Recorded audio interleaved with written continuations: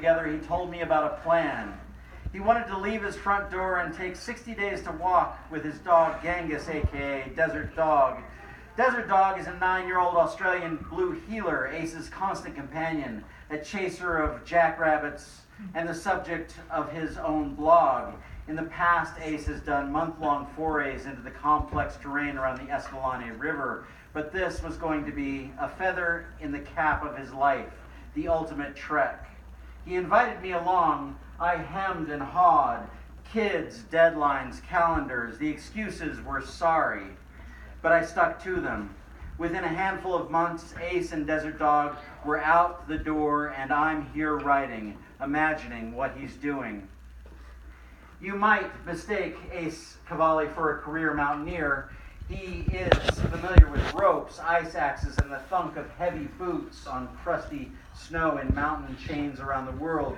The summit, however, is rarely his destination. I love the trekking as much as the climbing, he says. I've always been scared of those big mountains. I've wanted to explore, walk, hike into crags, take a day off to see some ruins. I've never been a great or gifted climber. I'm just in love with the wild.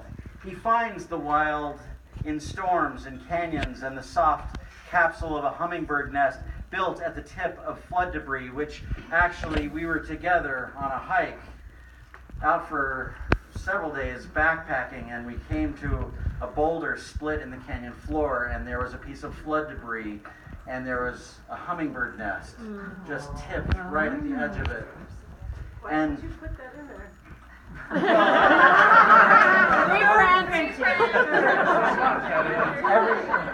Every sentence has 1,000 more sentences. Let's go with it. He says, I need endless wilderness. Stars. I've got to have stars. And wind, weather. I've got to have these things. I love it when it gets terrible. And maybe, every time you write, it is always 1,000 more sentences that you want to say.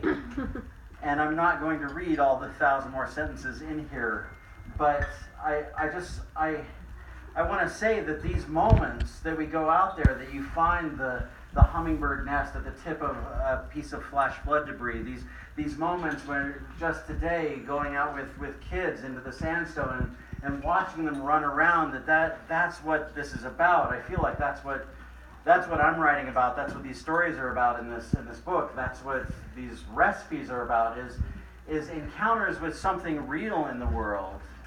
And going out with Ace and being in the real world. Encounters with something real.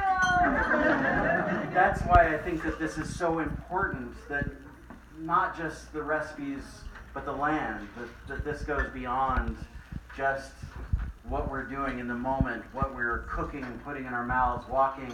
It goes farther and farther into landscapes all around us, into wild places. And that's why I so much appreciate Ace and so much appreciate this landscape, that we can walk out there. And the food. Ace needs food too. He is admittedly not a foodie, as I can attest, having crouched in a dripping alcove with him, fishing out a bag of half-stale nuts. He tells me winter can get hard sometimes, living on pizza and beer, waiting for Hell's Backbone Grill to open again, for the land around Boulder to start producing. When food begins in Boulder, he calls it an explosion. I walk to the post office, eat an apple, pear, plum, or a peach plucked off a tree as I go, he says. Wilderness and fresh food, that seals the deal. As in, that's why he lives in Boulder. He's out there.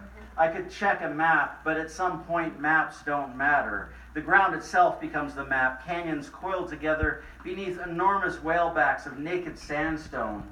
It is land left as is. Roads, trails, pullouts, and mining pits kept to a minimum, a rare piece of earth given more to itself than to us. He goes by line of sight. Trails, the earth is a trail. Ace left his front door in Boulder Town with Desert Dog 40 days ago and is not expected back for another few weeks. Meanwhile, I'm sitting home, wishing I were with him.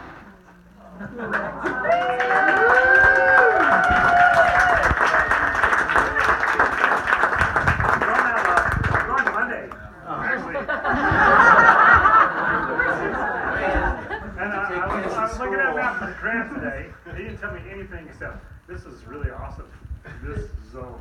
That's about all he said. I wish, kids have to be at school on Monday morning. Good excuse. Thank you, bud. Well, thank you. Thank you. And,